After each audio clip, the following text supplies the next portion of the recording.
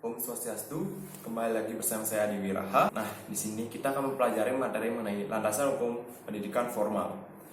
Konsep belajar berbasis aneka sumber dengan menggunakan pusat sumber belajar dapat diterapkan di sekolah. Konsep ini membantu siswa mengatasi masalah belajar serta memenuhi kebutuhan belajar mereka secara keseluruhan. Dengan demikian, pembentukan sumber belajar sangat berkaitan dengan pelayanan sekolah dalam menyediakan sumber belajar dan membantu siswa menggunakan sumber belajar untuk meningkatkan proses kualitas dari hasil belajar. Setiap jenjang dan jenis pendidikan memerlukan sumber daya seperti pendidik dan tenaga kependidikan, sarana dan prasarana, serta dana untuk melakukan proses belajar dan pembelajaran. Baik, kita lanjut ke materi selanjutnya mengenai pusat sumber belajar di pendidikan prasekolah. Semakin maju masyarakat, semakin tinggi kesadaran terhadap pentingnya pendidikan, pengasuhan, dan perlindungan anak untuk meningkatkan mutu kehidupan di kemudian hari. Banyak orang tua yang peduli dan merasa perlu memberikan pendidikan kepada anaknya sejak dini. Oleh karena itu, pendidikan anak usia dini atau PAUD semakin berkembang baik yang dikelola oleh masyarakat atau pemerintah. Dan contoh dari tujuan PAUD ini adalah membantu pertumbuhan dan perkembangan jasmani dan rohani agar anak mampu memiliki kesiapan dalam memasuki dunia pendidikan, mengembangkan kepribadian dan potensi diri sesuai dengan tahap perkembangan peserta didik, dan membantu meletakkan dasar ke arah perkembangan sikap, pengetahuan, keterampilan, dan daya cipta yang diperlukan oleh anak demi menyesuaikan diri dengan lingkungannya dan untuk perkembangan selanjutnya. Baik, lanjut ke materi yang selanjutnya mengenai pembahasan tentang pusat sumber belajar di pendidikan dasar. Agar pelaksanaan di SD dapat mencapai tujuan, maka perlu disediakan sumber belajar untuk mendukung kegiatan belajar dan membelajarkan semua mata pelajaran.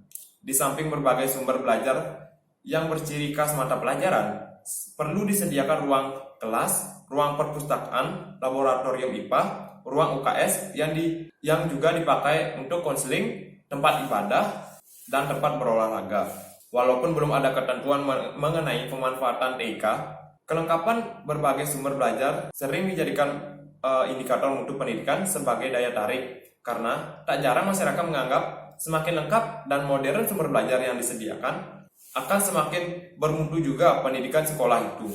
Baik, selanjutnya materi mengenai pusat sumber belajar di pendidikan menengah. Pendidikan menengah merupakan lanjutan dari pendidikan dasar dan terdiri atas pendidikan menengah umum dan pendidikan menengah kejuruan. Pengelolaan PSB di pendidikan menengah umum. Kemampuan guru SMA dilihat dari latar belakang pendidikan dan pengalaman serta ketersediaan sumber belajar di sekolah bervariasi antara sekolah. Cukup banyak SMA yang memiliki guru yang memiliki kemampuan profesional, kemampuan pedagogi, kemampuan sosial, kemampuan pribadi yang baik serta didukung dengan sumber belajar yang lengkap, sehingga proses dan hasil pembelajaran sangat bermutu. Akan tetapi, tidak sedikit pula SMA yang memiliki jumlah mutu guru serta sumber belajar yang tidak memadai, sehingga tidak dapat menerapkan dan mengembangkan kurikulum sebagaimana harusnya.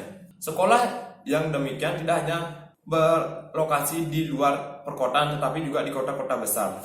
Selanjutnya, pengelolaan PSB di pendidikan menengah kejuruan. Pendidikan menengah kejuruan bertujuan untuk menghasilkan lulusan yang memiliki keahlian tertentu sehingga dapat meningkatkan kualitas hidup. Terdapat dua jenis pendidikan menengah kejuruan, yaitu sekolah menengah kejuruan dan madrasah. Baik, selanjutnya pembahasan mengenai pusat sumber belajar pendidikan tinggi.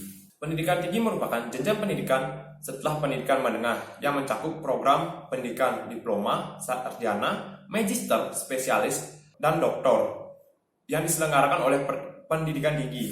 Pendidikan tinggi diselenggarakan dalam bentuk akademik, politeknik, sekolah tinggi, institut, atau universitas, dan masing-masing memiliki berbagai jurusan dan program studi. Standar, sarana, dan prasarana mendukung proses belajar dan membelajarkan dari pendidikan tinggi yang belum diterapkan secara baku. Pada umumnya, masing-masing perguruan tinggi mengatur sendiri sarana dan prasarana sesuai kebutuhan dan kemampuannya. Itu saja materi yang dapat saya berikan. Jika ada salah-salah kata, saya mohon maaf. Sekian dan terima kasih.